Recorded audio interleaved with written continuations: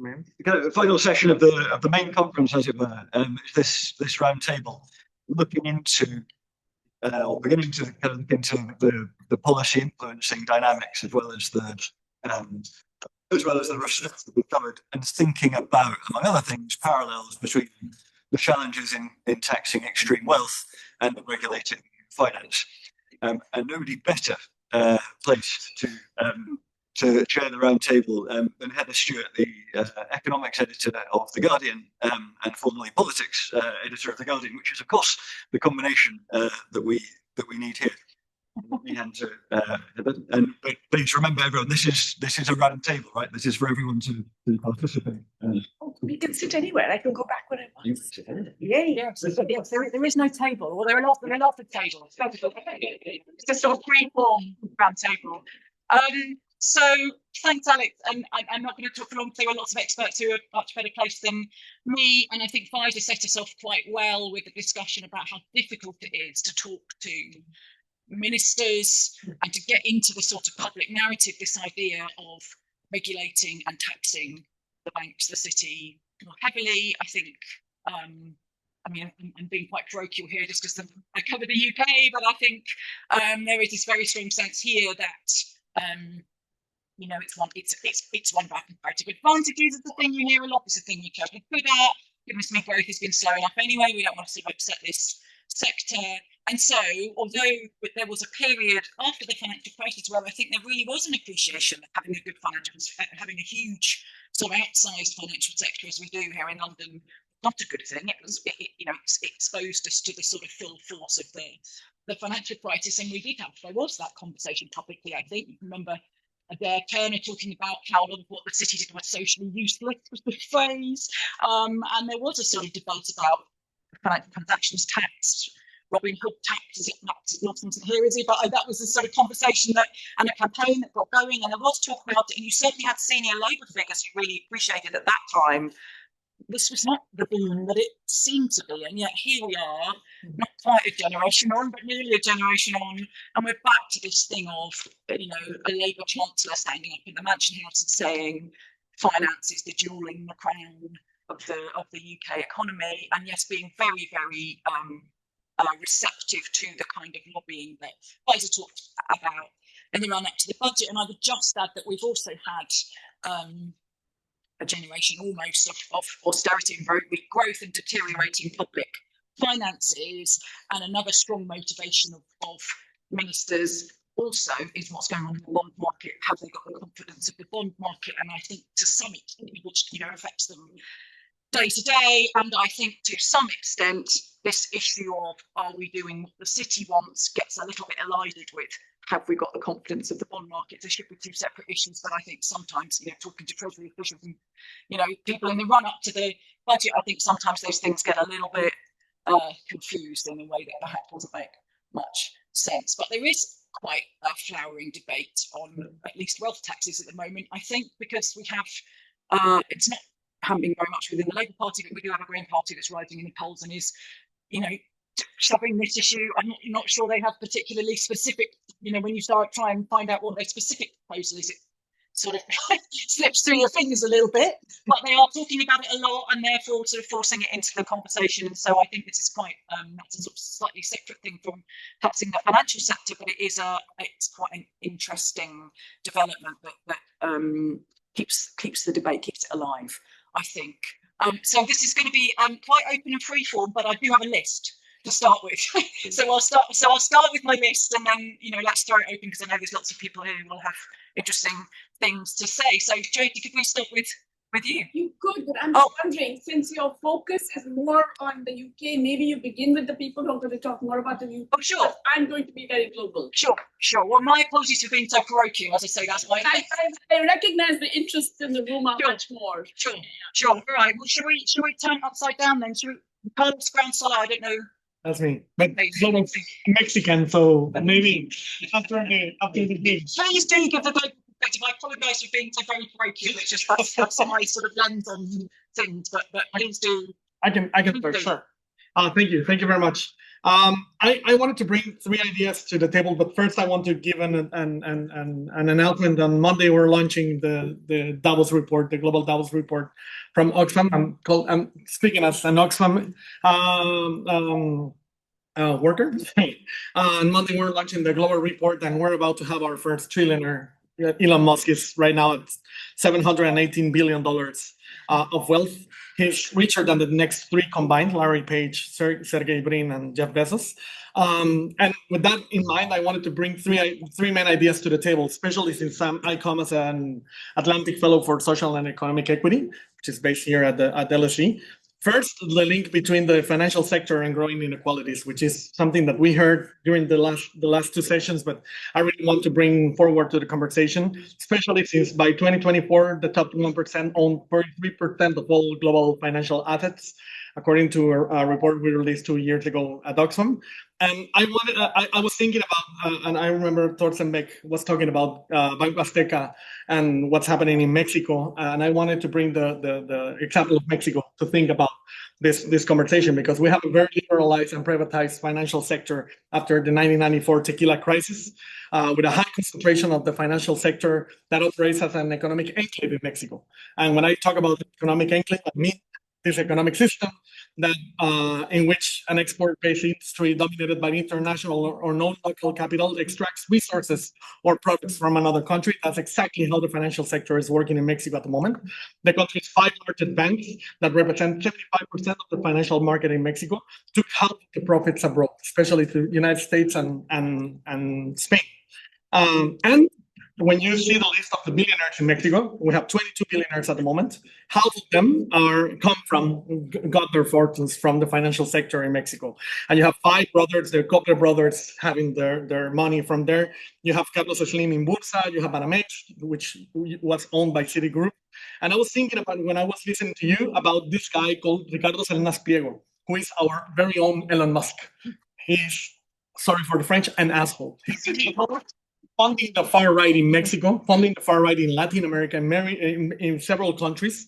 And I think we have to come back talking about inequalities, how this link between economic inequality brings political inequality in our societies, which is something that I didn't hear much about when we talked about inequality. Second, and this has to do with my second point, who benefits from economic growth? And the answer is mainly the richest. And we know, thanks to Branko Milanovic, about the elephant graph, but also from work in the global south from Esquivel, Campos, and Chavez, that growth is really good for the really rich. And when we talk about economic growth, we talk about a lot about short-term, long-term, stable economic growth, but we're not talking about who is that economic growth for. And I couldn't, while I was listening a lot of the interventions, I was thinking about this cartoon from the New Yorker. I don't know if you've seen it. There's a campfire, and in the middle, and there's these people sitting around saying, "Oh yes, the planet got destroyed, but for a beautiful moment in time, we created a lot of value for shareholders." And I couldn't stop thinking about this cartoon while I was listening about growth for the sake of growth, because we need to move beyond the paradigm of infinite economic growth to talk about who is benefiting from this growth, who's been benefiting, and it's mainly the richest. And you can tell by the results in this economy. One little thing that I wanted to say before moving to what to do is this discussion. We discussed crypto, we discussed data centers, but we need to talk more about AI as a driver of economic growth based on the speculation. The results from last year showed that the U.S. economy is experiencing significant growth driven by massive investments in AI, particularly in data centers and related tech. But that this is the engine of expansion of the U.S. economy at the moment, of the largest economy in the world, is, well, per second, but it's due to this speculation around AI and this what seems like a bubble. So we need to talk more about AI and the impacts on this and what it does. But my third point, and that's why I'm representing the Tax the Super Rich campaign, is what to do. And what we say is that we have to tax the super rich for people and the planet, because the economic growth, for the sake of economic growth, I hate when people say the health of public finances. I hate it, or the health of the economy, because the economy doesn't get ill. The economy doesn't get sick. Public finances don't get sick. People get sick. the planet is sick at the moment. So we have to put people and the planet at the center of this discussion. And I was thinking about this movement that we've been building that is powered by a diverse network of organizations from across the globe, both the global south and north, united by a shared commitment, which is to create a fairer and greener world by taxing the super rich. We need to bring back this discussion. And what we've been trying to do is focusing on coordinating and bringing together advocacy and public campaign efforts to make tax the super rich become real, because it feels like an utopia, but I feel it's a realist utopia. We need to talk about a possible utopia because it's possible. It's been possible in the past, and we need to talk about this, especially in the face of what we've seen with the financial sector. I just want to add a couple of things. One, why taxing the super rich? Because as Joseph Stiglitz said, that's where the money is. That's actually where the money is, and we know by the numbers they are getting most of the benefits from this economy. And it's not a miracle or only solution, but it's a starting point that enables change. And I'm not here to discuss policy and the details of the policy. I think Gabriel Zuckman is doing a great job trying to set up standard and understand what we can do. I highly recommend that you read the G20 report that he developed for the Brazil presidency. But we need, my point is the need for a collective call to resist and restrain financial and economic power under extreme concentration because of the political implications that it has. And we've seen it day and day after during the last years, how, and especially this last year, it's like waking up and seeing and realizing how this economic power is translating to political power.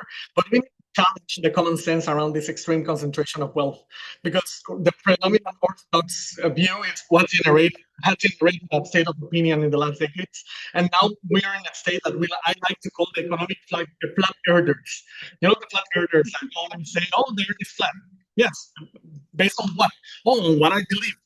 And when you show the evidence, it's like, no, I feel like it's all about based on myths and not evidence, because what the evidence shows is that they don't create the jobs. They're not fleeing with their wealth to other countries. Their benefits don't trickle down. Now we know. So let's change these narratives. Let's build a public conversation based on evidence, not on myths. And I want to close with an open call to join us. It's taxthesuperrich.org. I think it's about time that we start talking about this in a serious manner. There are a lot of people talking about it in a serious manner, and bringing this back to the conversation, because this is what it urges. And this is the urgent issue for the world at the moment. Thank you. Excellent.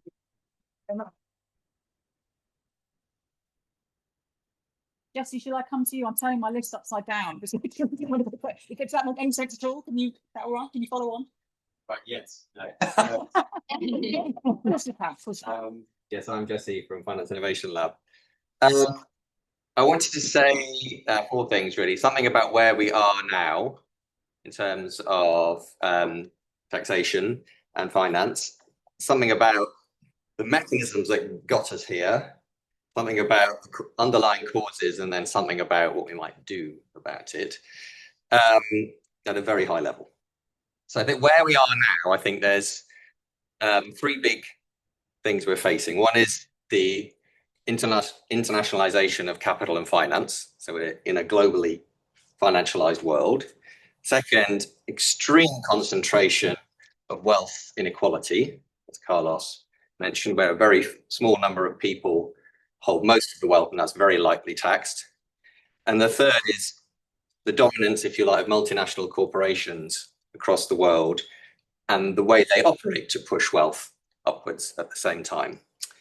I think that's kind of quite depressing where we are now, isn't it? How did we get there in terms of the taxation side of that, where we have corporations and wealth individuals very likely taxed? I think there's 2 big mechanisms, aren't there? One is tax dodging. So the ability of corporations and wealthy individuals to shift their money around, find ways of avoiding tax using huge networks of tax havens and others that Tax Justice Network has done so much to make us all aware of. But the second, which maybe isn't talked about as much, is tax wars. So it's actually very hard for governments to tax wealthy people and corporations. And there's 3 trends to highlight here. I think one is that corporation tax has been declining significantly in recent decades. So actually, I looked at the stats, and in the mid-80s, the average corporation tax rate in wealthy countries was 40%. And now we're arguing about a global minimum of 15%, which it looks like we've just lost because of Trump. So there used to be a time when actually you could tax corporations quite a lot.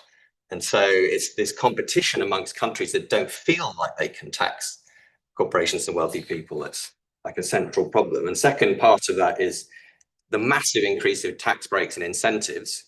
So the headline rate is not what's paid by big corporates, because they've got all other ways that they can reduce that. And the third is the rise of tax treaties, which is particularly problematic for developing countries. There's one study, this is quite an old one, but it's a good one, in 2011, looking at double taxation treaties between the Netherlands and developing countries, and estimating that developing countries lost 770 million euros a year just in taxation, just the Netherlands, because of those treaties. So there's like a huge problem of how can we stop these tax wars.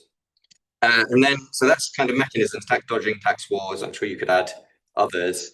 What's the underlying causes? And here again, these are quite big trends, if you like, and you would, I'm sure, improve on these thoughts. But first of all, the globalization of capital following the collapse of the Bretton Woods system. So we shouldn't forget that prior to the early 70s, it was actually very hard to move capital around the world.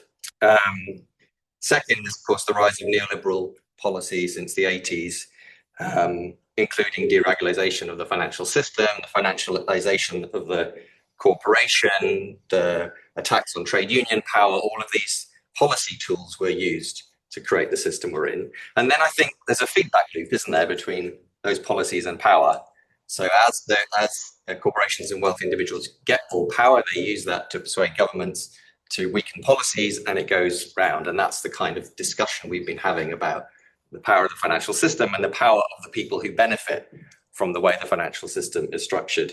And then underlying all of that is, of course, a battle about narratives and common sense and mental models, and the idea that, these are great wealth creators who we can't touch. We shouldn't touch, and we can't touch them even if we wanted to. So those are sort of deeper underlying causes. And then what we could do about it, I think I'm not here to say it's this policy or this thing, but I think there's different sites of struggle that we can identify that we should be focusing on. So one is obviously wealth taxes, critically important as a mechanism of both doing something about the problem and also changing power dynamics. Second is about the corporation itself and definancializing that. So it's not, corporations should not be run in the interests of shareholders. We need to change laws and assumptions about that, or just in the interests of shareholders. And then the third is about financial sector and how we regulate that better. And those are kind of key areas, and there's others I'm sure you could add. And the final thing I'll say is that while it feels like wealthy people, the elite, multinational, have all the power, they have a lot less power than collectively we have. That's my main hope and my main belief. And so all of this is about how can we build collective power in our individual countries and collectively together to overturn these assumptions, to change these policies, and to get back a world that means something for all of us and not just for a very few. Thank you. Thank you.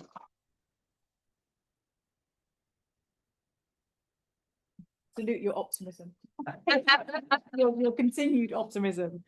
And I do wonder a bit whether some of the tools, you would hope that social media, connectivity, I don't know, as a parent of teenagers, they are very conscious of global politics in a way that I'm not sure I was at the age of 15, 16. And they'll say, have you seen these protests in Nepal, Mum? Or, have you seen, and things that I'm not sure I would have been aware of. And I do wonder whether perhaps there's a younger generation that are ready to listen to and be inspired by some of this stuff. Claire, where are you? Claire Godfrey.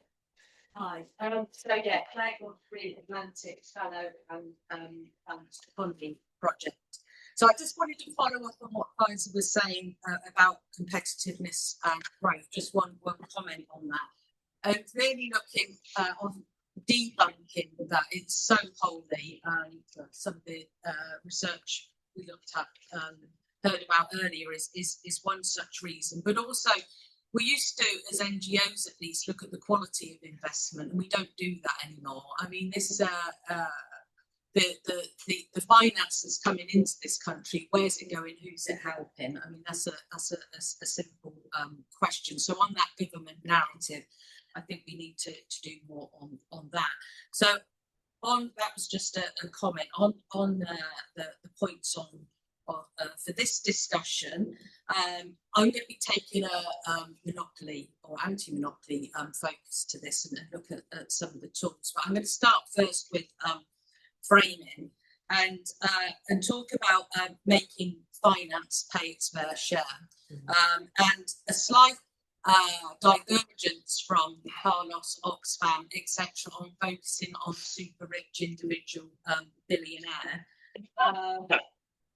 Total global financial assets 500 trillion.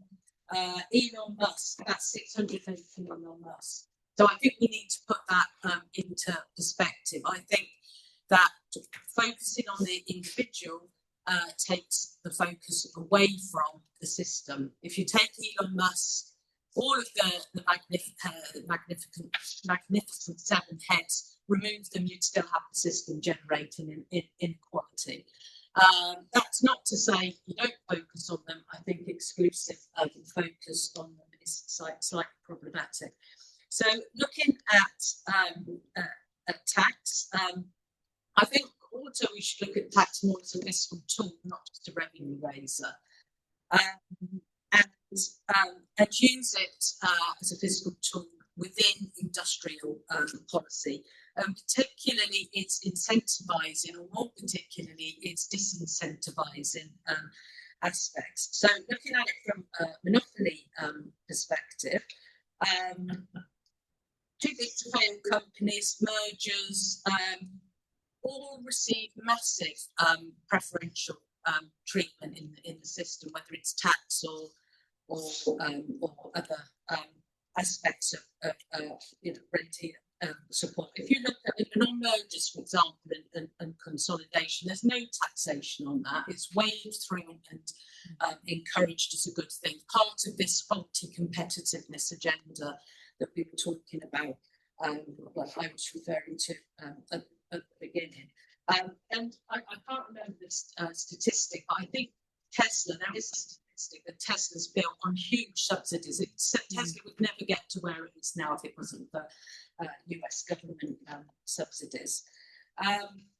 So in terms of what we can do is there are the taxing aspects within mergers, for example, and removing some of those preferential regimes that big firms get, or too big to fail firms get. But there's also, in particular, tax on shareholder payouts, for example. Even more important, tax on buybacks. Buybacks are really on the increase now. Buybacks, buying your own stocks in order to maintain the value of your company, and maintaining your dominance and concentration in a market. Why isn't that taxed? And really interestingly, I think, is what to look at is tax on rents and excessive profits. And interestingly, World War I, World War II, corporate income tax was 80% plus on war profits, for example. So why didn't those companies, for example, that generated excessive profits through the pandemic, why weren't they taxed massively on those? So yeah, that's it from me.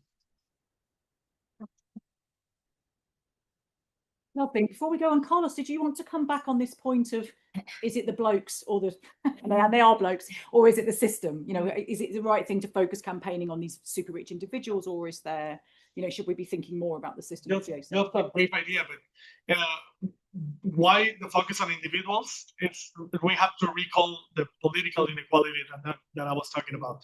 Because if we, yes, it's a system, and you have to challenge the system, but the individuals are the ones making the decisions that are affecting politically everything we're doing at the moment. And that's why individuals, they haven't been this open in a long time. So that's why the focus on the individuals, the focus on the billionaire, the focus on the super rich is because we know the names. They're super open. They use the social networks. I mean, it's the time when you talk about this. Yeah. Okay, lovely. And I think we've gone very global. It was only me that was. Joy of coming last because I think everybody made all the good points. So some good quotes to this. And so yeah, I actually agree with everything that's been said so far for sure. But just to pick up on the last point of Carlos, we do actually have the greatest global concentration of wealth and power in human history. I mean global. Because yes, there have been very, very rich people in different places and locations and so on. Today we have an extraordinary concentration of wealth and power, which is unparalleled, and it affects everything. It affects production, consumption, investment, media, society, politics, etc., right? We have Elon Musk announcing that Starlink will be free, accessible in Iran. We have etc. We have all kinds of ways in which that power is expressed. So yes, we do have to focus on individuals, but it doesn't mean we don't focus also on the system and on corporations. I mean, the two are not exclusive, and in fact, they're very closely linked. I think a lot of the suggestions that have been made already. I mean, I completely agree with everything. Let me just, in a sense, actually peculiarly bring this back to the UK, since the global has. No, I tell you why the UK. Matters among others. It doesn't really matter very much globally, let's be honest, but it still matters because in the global discussions and negotiations, it has been playing a really bad role. Okay, and that's unfortunate, especially with the Labour government. I didn't really expect anything better with the Conservative government. Maybe you didn't expect what you got with the Labour government either, but globally, it is actually a very negative role.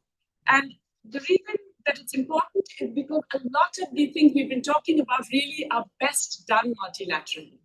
Now, okay, you can say the US has destroyed multilateralism, but it doesn't necessarily destroy it if other countries don't play along. And I think that's absolutely critical. So there's a whole bunch of things that can be done.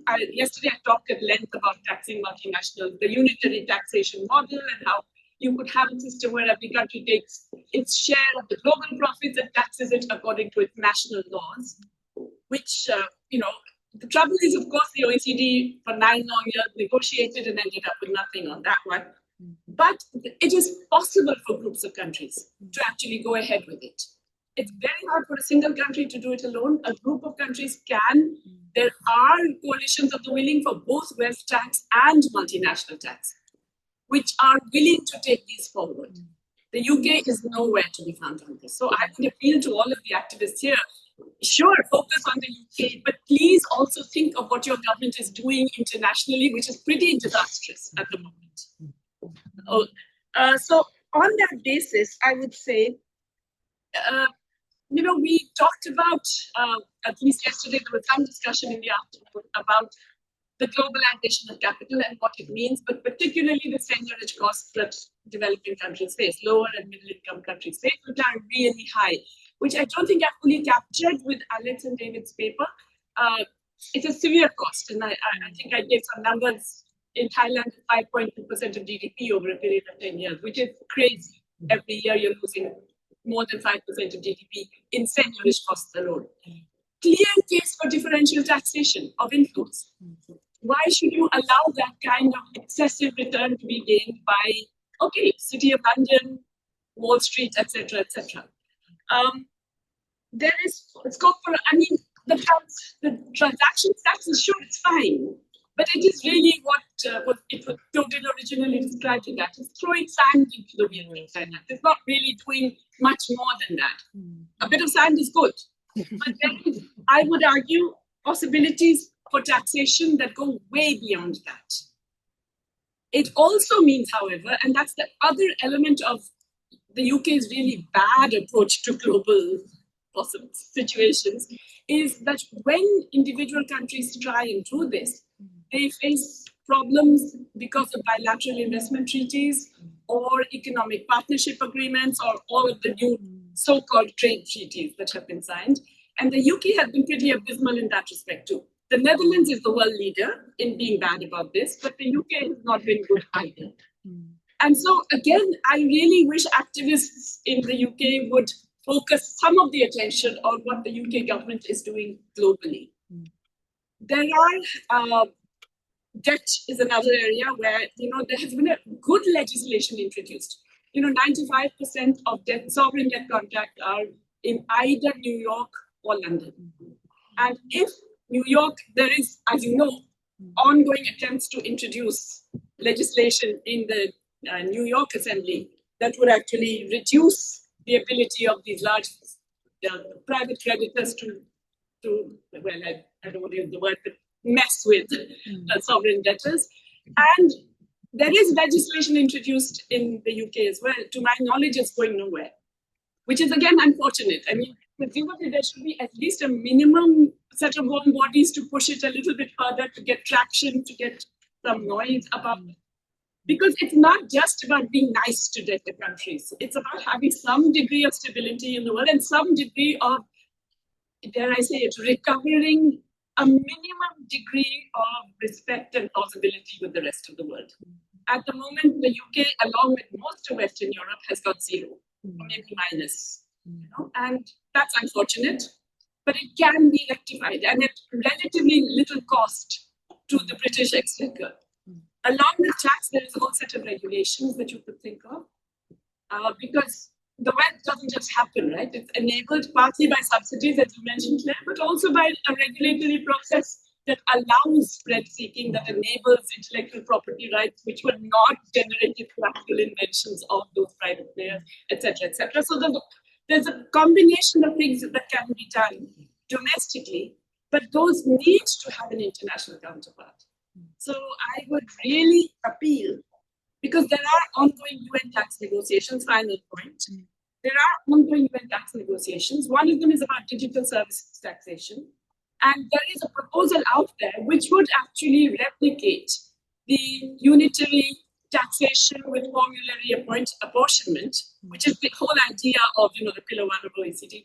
It could do that for digital services, which are the big tech bro companies, basically.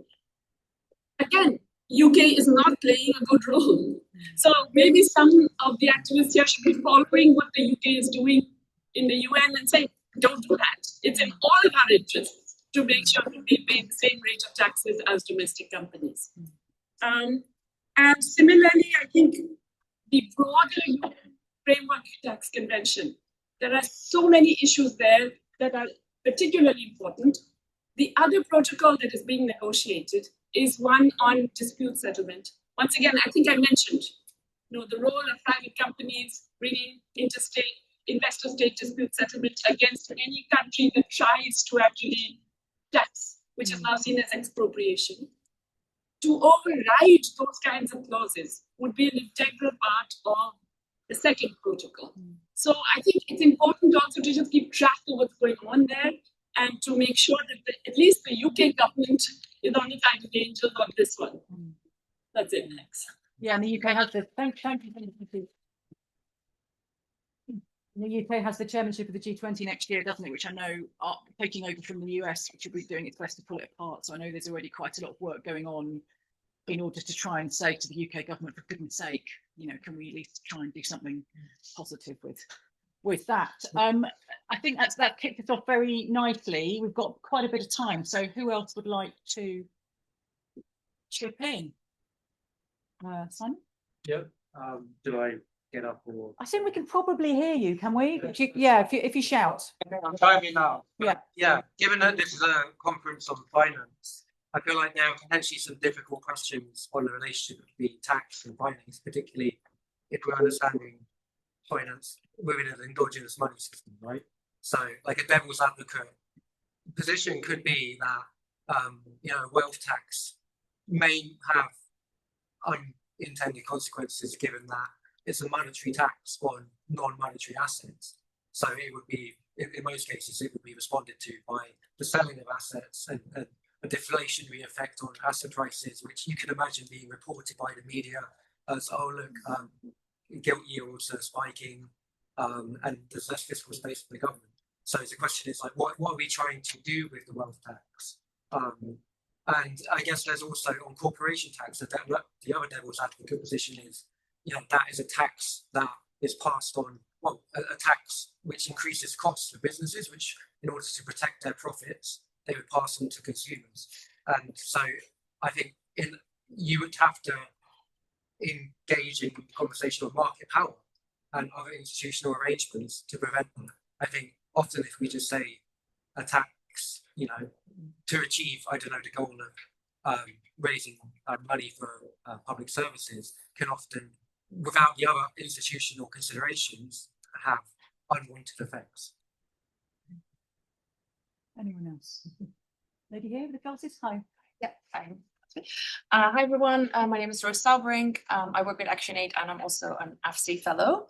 And thanks very much for this space and all the comments so far. I was keen to hear a little bit more from the panelists and anyone else in the room who wanted to comment on sort of some of the underlying systemic divisions of labor that I don't think we've talked about yet, and specifically talking about the sexual division of labor, talking about the reproductive work that women majority do to maintain the economy. So we've talked a lot about growth, and again, Carlos raising like who's growth for, and like should we be pursuing that?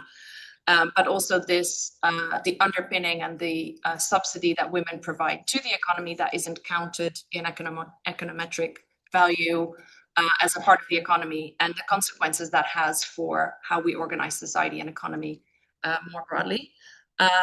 And also the colonial nature of the systems of extraction. You haven't talked about the different types of treaties that there are, but also like the corporation structure, etc. A lot of which was started during the colonial times in order to not be liable as a person for the atrocities that companies such as the Dutch colonial company did on behalf of the Dutch government, obviously. And how these sort of intersecting systems of oppression and discrimination on gender and race and class, etc., how they're playing into this system and reinforcing this finance system, this extraction, and this wealth accumulation to be maintained. And I just wanted to flag two examples that we come across, or that we work around with colleagues across ActionAid, especially in the African continent, where illicit financial flows, like 89 billion, probably underestimate of the illicit financial flows going out of the continent, making the African continent a net contributor to the global economy if you take off foreign direct investment and remittances. So that means more money goes out than comes in, just as an example of this continued extraction.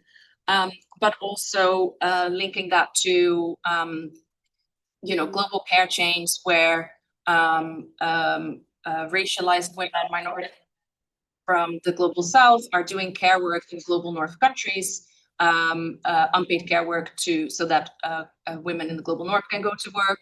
Or, for example, here in the UK, to bring it back, the majority of nurses and doctors in the NHS are actually not trained here. So there's a lack of investment in public health in the UK, taking doctors and recruitment campaigns in Ghana and Kenya and Nigeria to bring doctors to the UK from those countries, right? So extracting again that. And then I just wanted one more comment around power and the role that countries like my own, the Netherlands and the UK and Western countries play within these multilateral systems. We've really seen the disingenuity that they've shown in the UN financing for development process, really undermining any progressive changes to the structural international financial architecture. And also in the UN tax convention process, the UK and the Netherlands have raised again and again, we don't need more rules on tax, because making all sorts of arguments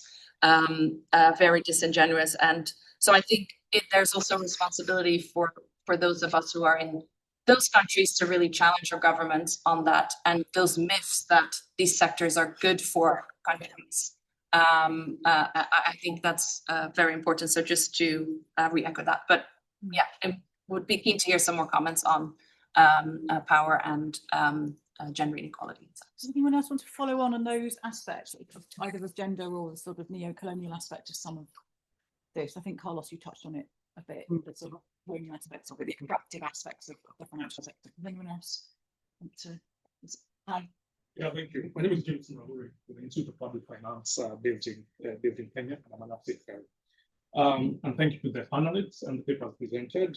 They put things was trying to relate now contextualize to the local settings, like in Kenya, with too much finance and what that exactly means. And when I look at it, as most of us know, debt, fiscal space, in a country like Kenya, has shrunk so much that government now have, and then the borrowing space outside is very limited, meaning that the financial sector is the one that's feeding the government system.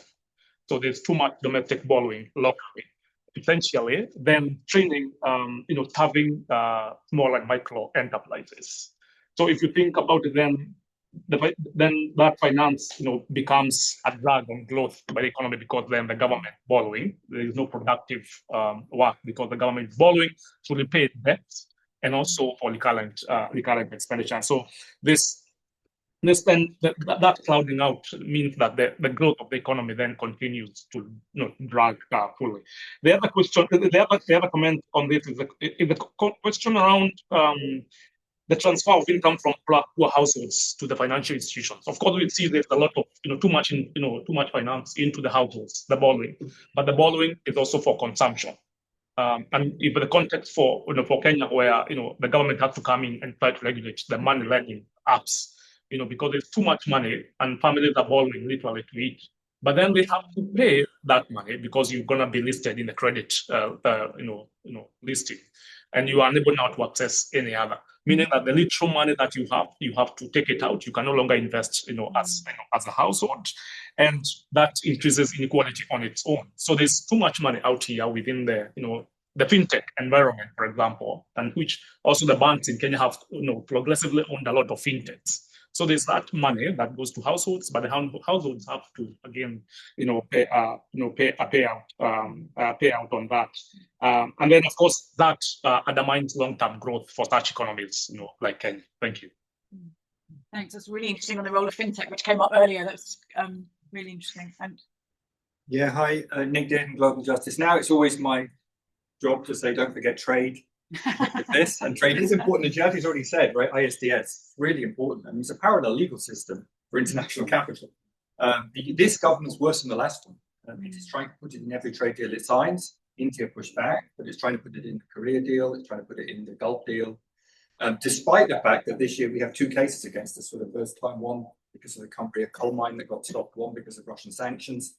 So it's a really good time actually to push back on this. And it's not an easy thing to campaign on, not least the terminology, but yeah, I'm actually fascinated by who the UK government's listening to on this. I was just about to do that, Nick. Like, what is it? Who is it that's telling them this is? I'm not sure, because most companies don't care about this, right? This is fossil fuel companies, mining companies in the financial sector. And I suspect they're listening to the financial sector, and the City of London particularly, because the law firms there are the ones who make a lot of money out of this and whatever. So this is extraordinary, because this is clearly something that's really bad for us as a country and our regulatory sovereignty.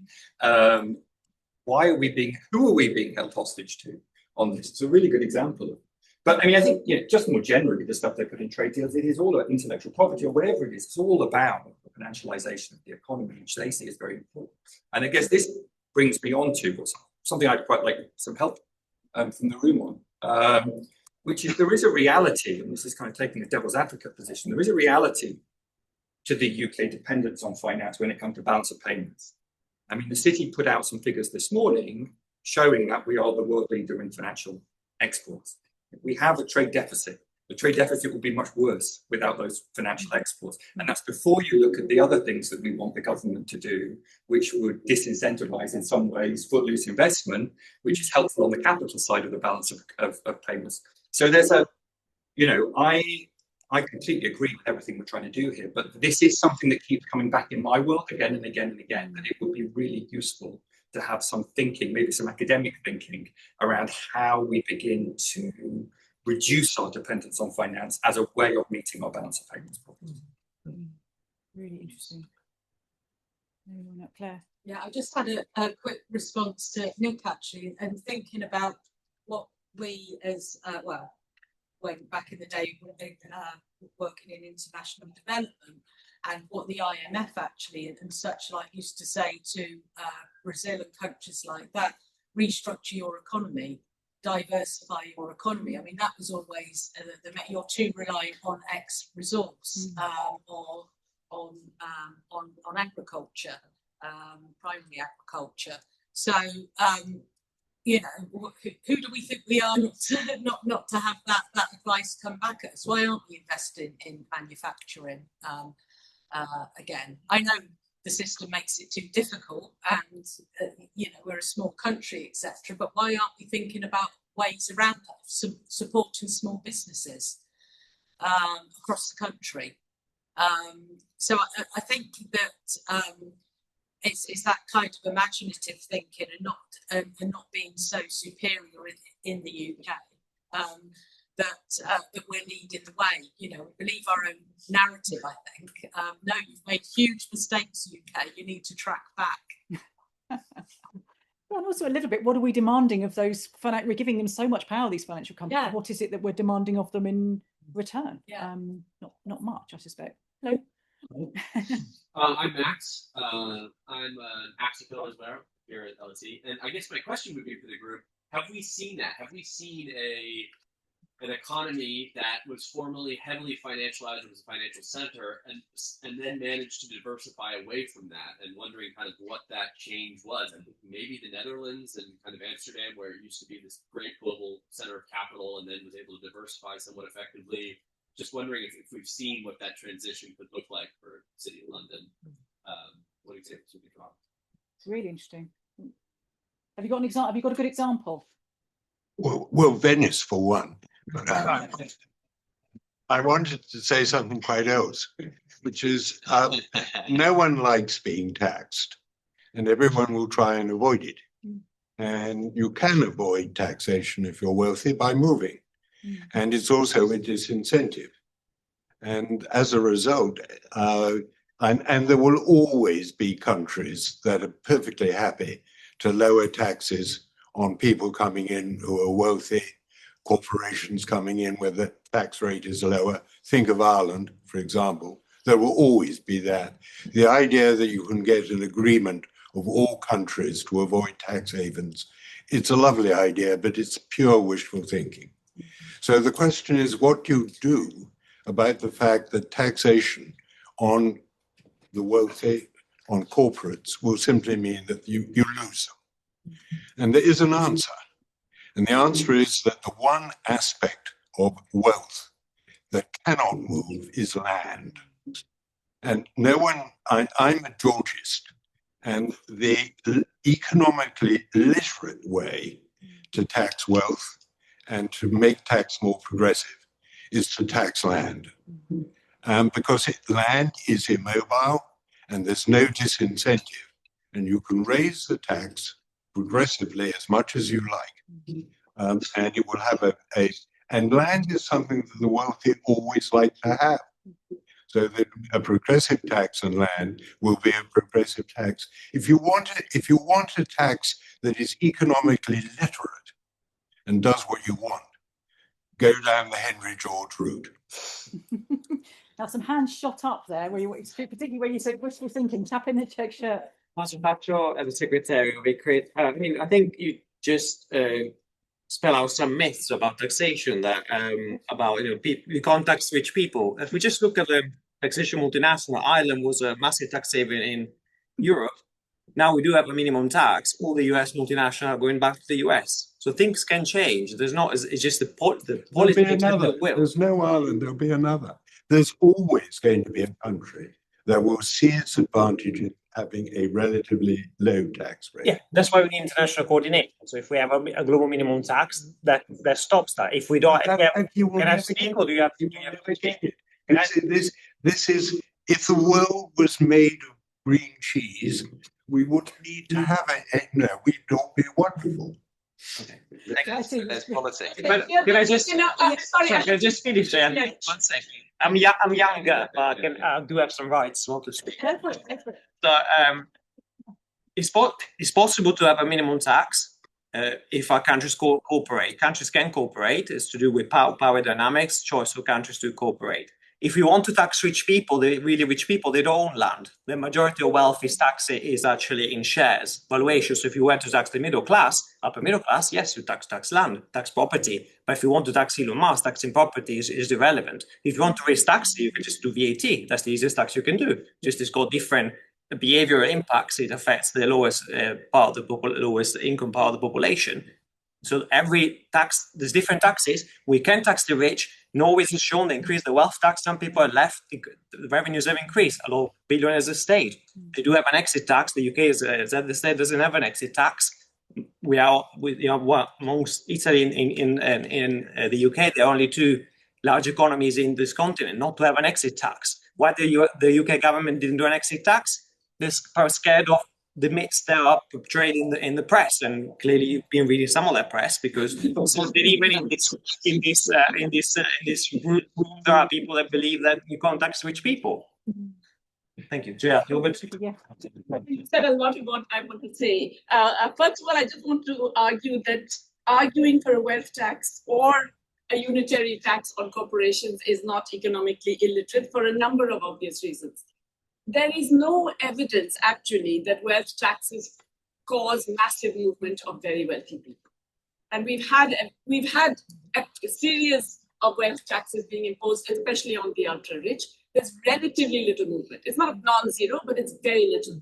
In any case, as Tommaso mentioned, you can have an exit tax. The US have had an exit tax very effectively for a very long time. Most countries in Europe, a bunch of other countries have exit taxes. And they're quite easy to enforce. It's not that, once they've left, they're gone forever and you can never track those people down or anything like that. With the corporation tax, I think the idea has not been understood properly, okay? The idea of having a unitary taxation on multinationals is not that you sort of have to have universal agreement. What you're saying is you're treating Apple as one company, which it happens to be, with one set of shareholders.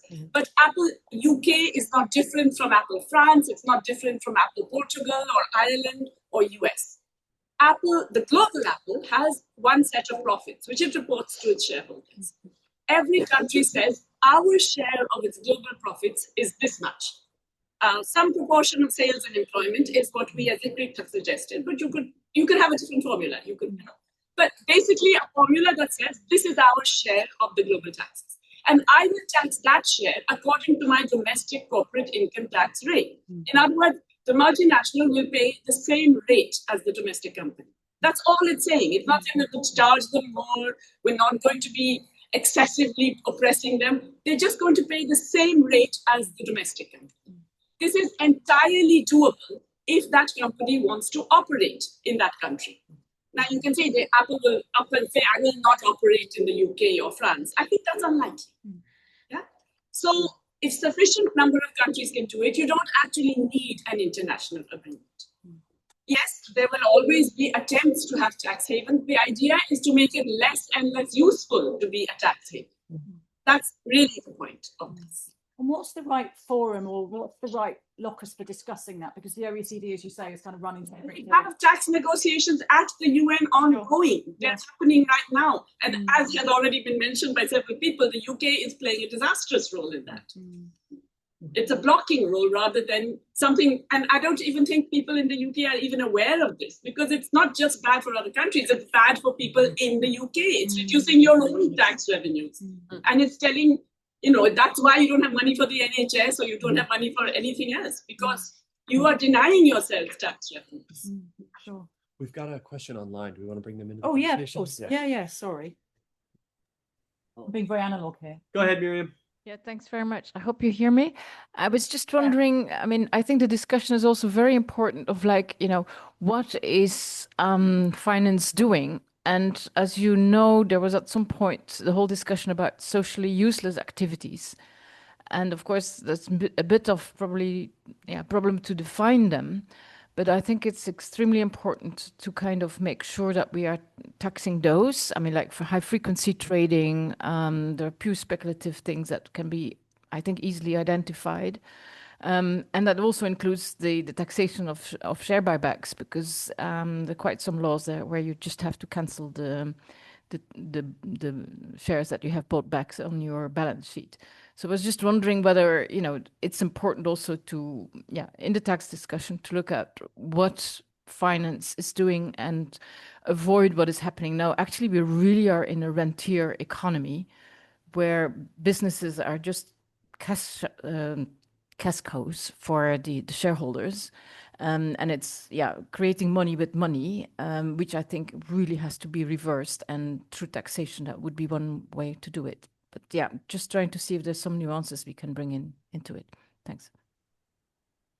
Interesting, thank you. Who else? Lots more. Jesse, again? Well, maybe just to open or reopen the discussion about politics and domestic politics and how on earth could you win these kind of things. I mean, I think if you think about the experience of most people in this country, say, or elsewhere, of the economy, I'd say there's like 3 I's. It's like inequality is very obvious, inadequacy of their own incomes is very obvious, and insecurity is very obvious. So most people are really unhappy about the way in which the economy is affecting their lives, and they can see that the system isn't working. And that's why I think we get 2 big impacts. One, massive distrust of the establishment and anyone who claims to, represent the status quo. And 2, a willingness to listen to radical solutions. And that's why we get the rise of the far right. But those features are perfect grounds for the kinds of things that we're proposing. So people are looking for radical changes that would directly improve their feeling of the economy, like wealth taxes that could boost public spending, like changes to financial regulation that could direct capital to invest in local economies, like the Fair Banking Act that got through first reading in Parliament yesterday, that would build local financial institutions to treat people fairly in their local communities. So these things are totally achievable. And in fact, it's impossible, I think, to imagine how the Labour government or any progressive government can possibly win elections if they don't take much more radical economic positions of these kinds. So I think we should actually be optimistic. And the question now is how we organise ourselves to get those kind of things won. And it's interesting that it feels to me in the current debate here that the government has noticed that people are quite unhappy about the economy. It's decided that the way to tackle that is to talk about the cost of living all the time and to say, don't worry, we've taken some measures that are going to cut your fuel bill a bit and interest rates have come down a bit, and so don't worry, it's all going to be fine. And of course that doesn't tackle any of these issues about inequality or people's job insecurity or whatever that you've talked about, and I suspect may prove more disappointing than encouraging the voters who would like to see something more dramatic. Carlos, did you want to come back? Yes, because I think this comment is really good for what I was thinking about, which is we always think about what will happen if they leave, what will happen if, and there's not much discussion and analysis on what are the hidden costs of keeping the status quo as it is. Right. For example, for IFDS, which is something that on this side of the world might seem on how unfair it is having a parallel system. I come from a top 5 country with international disputes at the moment, Mexico. Just one of the settlement cases that we had in the last 5 years, the amount that we had to pay to a certain company was the same budget, was the annual budget of the largest public national university in Mexico, the UNAM, which is, by the way, the largest public university in Latin America and the Caribbean. So you can imagine how big it is. That's the size of the settlement that we had to pay for, with public money, with taxpayer money, in a country with 16% of GDP of tax collection, one of the lowest in the OECD, one of the lowest in Latin America and the Caribbean. So talking about the hidden cost of the system and how you engage people with, and because people understand that there's something wrong with the system, people are feeling discomfort about this, but showing the hidden cost of this, for example, unpaid care work, I think is necessary to talk about the bad distribution of the time use and freedom that we have on this deciding on our time, especially women. And these hidden costs that are right there in your face that you feel in your daily life. If we're able to connect with those hidden costs, I think there's something that can move with this discomfort that you were talking about. Interesting. We've got about 5 minutes left. Anyone else got thoughts? Go on, Claire. Sorry. Yeah, I wanted to build on what Jessie said and Carlos, and actually I suppose it's a response to what Charles said, and that's our job, or a number of us in the room, civil society, and I guess academics as well, is, given the example I'm going to give, is to dream and imagine.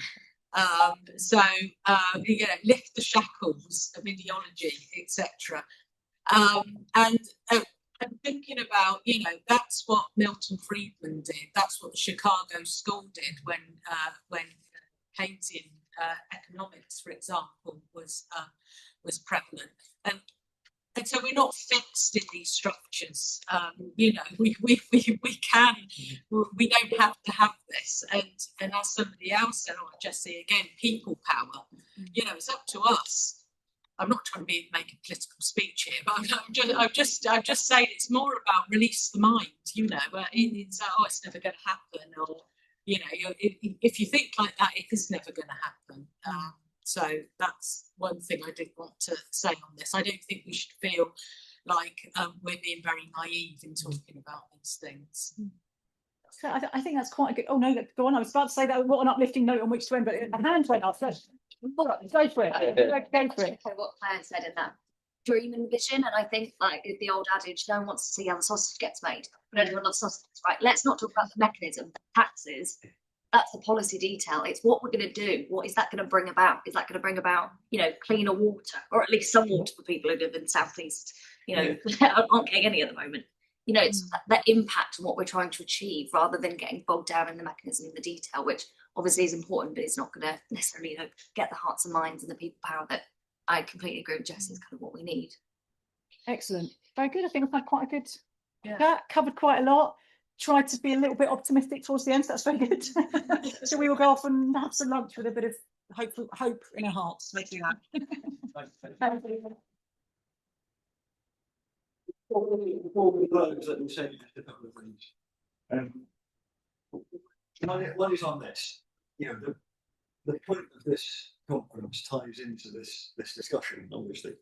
There is a lot of economic analysis that is uncomfortable in some ways and doesn't therefore travel in public narratives and policymaker narratives. And we've touched on three key ones today, I think. One is that finance, or too much finance, might be bad for growth, where we started. But another is that if you tax the wealthy, they will leave and you will not make any money. A third one is that austerity was necessary ever. All three of these are completely debunked by the most mainstream, orthodox, technically rigorous and robust economics.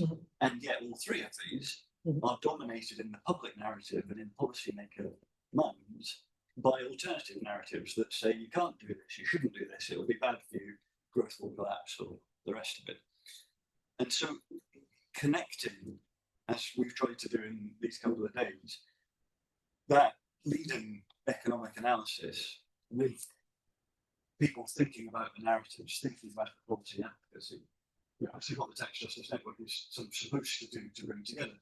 But in this case, coming into the finance space, it's a much bigger space than just the tax one that we're familiar with. But the dynamic is the same, and you see these parallels in any way that you want to look. If we collectively can make progress on this by bringing the fact that the economic analysis is so clear into public narratives in ways that make that evidence unavoidable for policymakers, then we have a platform from which to start changing things. And if we can't shift those narratives, it won't matter how good the evidence is. But if we don't have the evidence, then we're not going to shift the narratives. And so this combination is kind of an important one. Some of the connections that we've made have been and will be valuable in taking that forward. With that, let me say thank you very much to the Finance Innovation Lab and the Balanced Economy Project and the Manchester School for partnering on this, to David Collin, whose fault the whole thing is, and to the LSE, the International Inequalities Institute, AFSI, and particularly Michael and Max. Michael, I know, is an enormous amount of work, and I would like you just please to say thank you for